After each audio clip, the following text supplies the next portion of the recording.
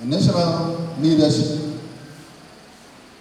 of All Progressives Congress, headed by the national chairman, Professor Mentawe, the state leadership of the APC Nasarawa State, headed by Dr. Aliu Bello, a good friend, the Independent National Electoral Commission, security and other relevant agencies all represented here.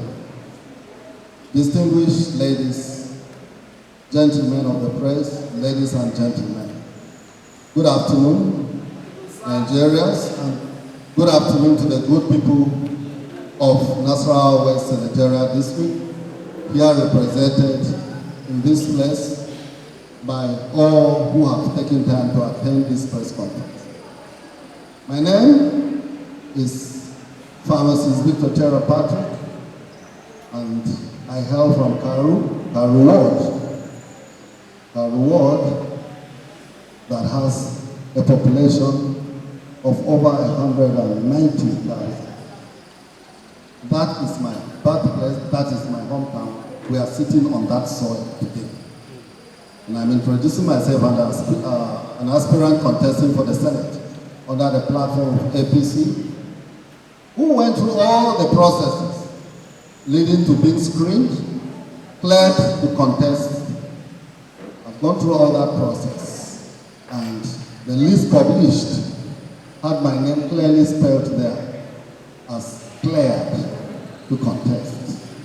47 people across the nation were disqualified from contesting. Your son's name was not in it, and it cannot be in it. As a loyal member of the party and a committed party man, I strongly believe in the constitutional right of every citizen and party member to vote and to be voted for in a free, fair, and credible democratic process. However, it is with deep concern and disappointment that I write to draw the attention of the party leadership at the national level down to the state level and all relevant agencies to the irregularities that characterize the recent conducted APC senatorial primaries in Nasarawa West. The events surrounding this exercise have raised serious concerns capable of undermining democracy, party unity, and the confidence of the people in electoral process.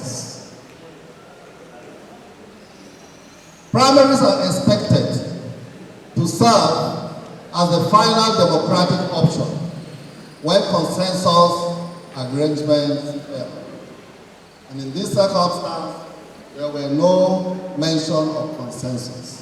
We agreed as stakeholders of the state for direct primaries from governorship down to even councillorship. We have adopted that, giving you people, the good members of our party, the right to vote who you want. However, in this case, no meaningful consultation or dialogue was initiated with me, like I said earlier, by party elders or stakeholders before the decision to proceed with the primaries.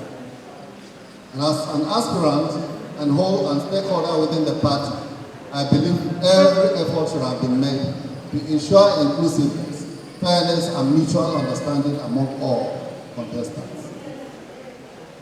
More disturbing is the fact that electoral materials were allegedly sent here, but we never saw them in any ward. I drove on that day to Kefi, and I drove back. I didn't see any sign of materials. Party members at the grassroots were denied the opportunity to exercise their civic constitutional right to participate in the selection of their preferred aspirant who would become the candidate and flag bearer. Reports from several wards, all the way from Umasha, heading to as far as Loko, heading to as far as Amba, heading to as far as Mikoro, heading to as far as Panda. made it to as far as Takalafia in Kari. All were denied. They were completely denied their rights as members of the party. And reports reaching us through the 59 coordinators I have in every ward who represented us as our agents showed that materials didn't reach the wards. Videos are there showing how some few people who have entrusted the management of our party and government system locked themselves in rooms and wrote on sheets of papers and declared people winners. Like I've been talking, this development is said to be contrary to the party guidelines and provisions of the Electoral Act. Furthermore, our agents, supporters were allegedly informed that only one man, Dr. Faisal Shaibu's name, appeared on the list of cleared aspirants. When I heard that, I called the national office. We all have our contacts. And instantly, a list was resent to me that very day. And I remember calling the party secretary. And he told me, no, you, Dr. Faisal, and Moskolo Bala are cleared to contest. So you see, there was a mix-up somewhere. Somebody somewhere was playing somebody's tune. And as we have said, so many people have said, the provisions of the Electoral Act stipulate consensus through proper consultation and agreement.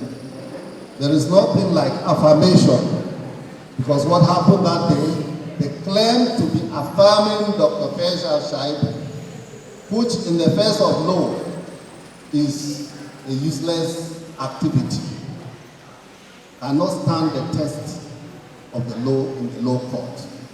If we allow that to stand, the Zamfara experience and some other states that have done shorty primaries may be what we will be faced with, eventually possibly not having government.